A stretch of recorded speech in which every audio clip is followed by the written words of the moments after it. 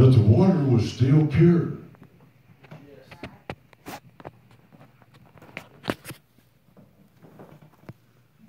But Hezekiah done it the way he was supposed to. Now, I'm telling you what a good man Hezekiah was. But now I want to tell you how selfish a man Hezekiah was. He was a very selfish man. In this scripture it reads that the prophet come talk to him. Let me see if I can find it here and read it.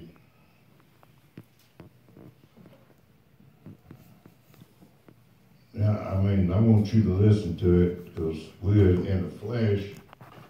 You're going to agree with Hezekiah because you don't want no trouble. It says in verse 14 of chapter 20, Then came Isaiah the prophet unto King Hezekiah and said unto him, What said these men, and from whence came they unto thee? And Hezekiah said, They are come from a far country, even from Babylon. And he said, What have they seen in thine house? And Hezekiah answered, All things. Uh-oh. Sometimes this is before we get in trouble, we show the enemy everything in our house. Right. And Hezekiah answered, All things that are in mine house have they seen. There is nothing among my treasures, my Lord, show them everything. Treasures that I have not shewed them.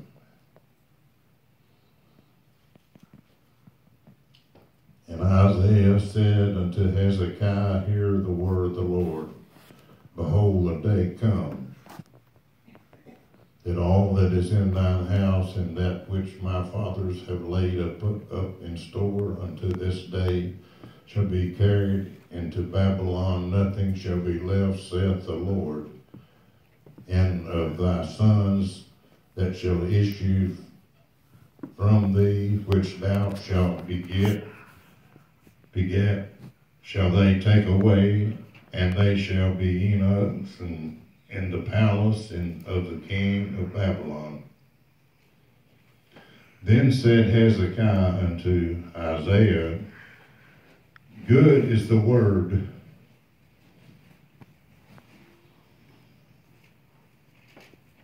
I want to read this maybe 2 or 3 times so it's to sink in your head.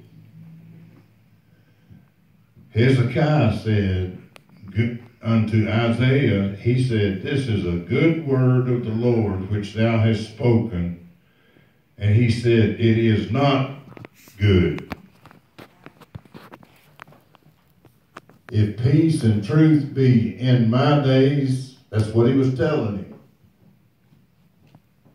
There's going to be peace and truth in your days. Hezekiah said, That's a good word. There's going to be peace in my days. Isaiah said, That is not a good word, Hezekiah. You know why?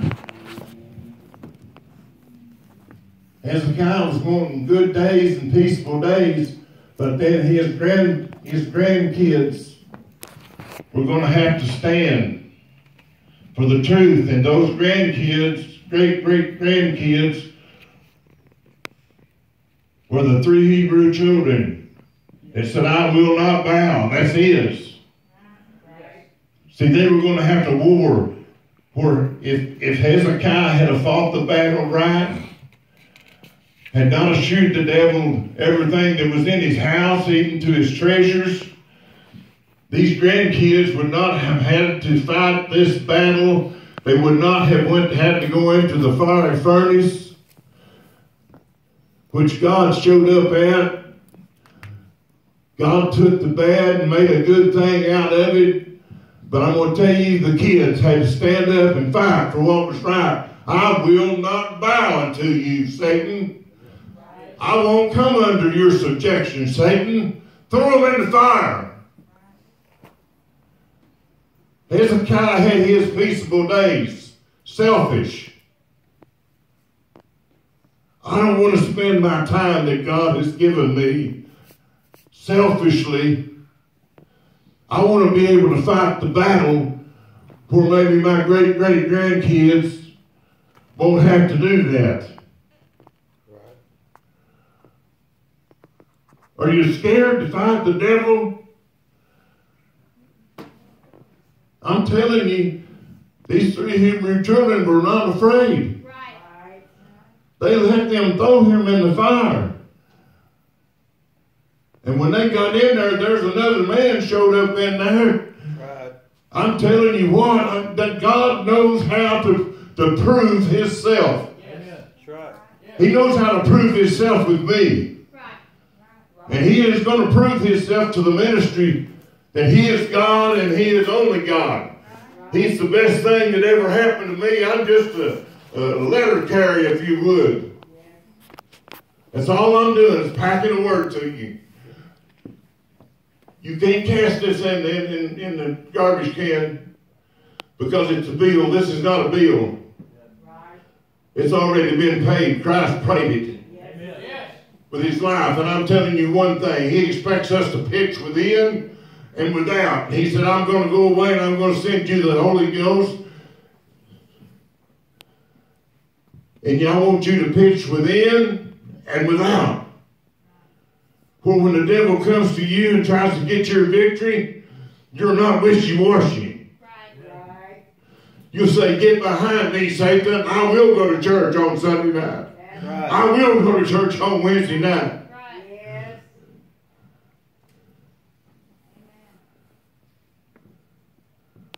I will do what I'm supposed to do. Amen.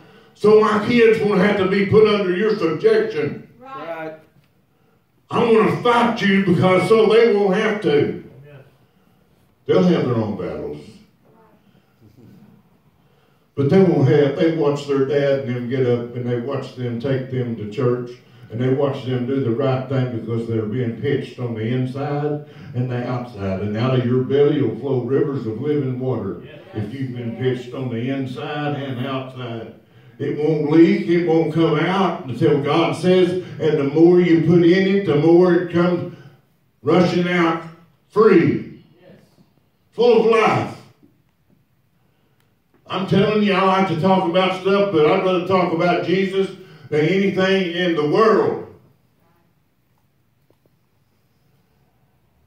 You may get satisfied on talking about hobbies and all this stuff that you do, but I'm going to tell you one thing. That desire is going to change very soon because God is going to take the place of everything that we let stand in our way of coming to church and having a good worship time with him. That's right. We are made in his image. We are made to worship God. Yes. I'm not made to worship a duck on the water.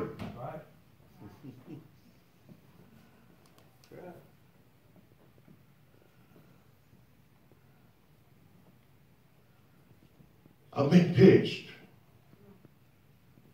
within, without for 40-something years. It ain't never leaked out. It's come out in the places that it was supposed to. When I was in the altar call and I was praying for people, and I'm not going to preach much longer. So if you're getting bored, you can get ready and go get you something to eat.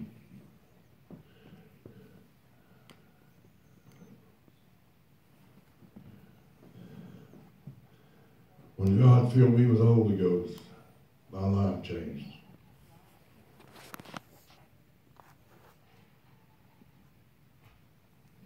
And the reason some of you don't want to really go in and press into the Holy Ghost is you know your life's going to change.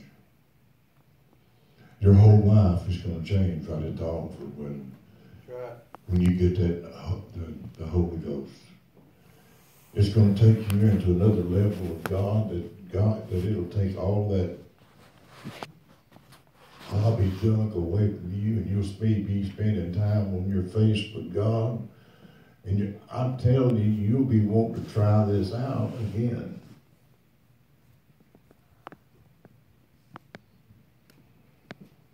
did.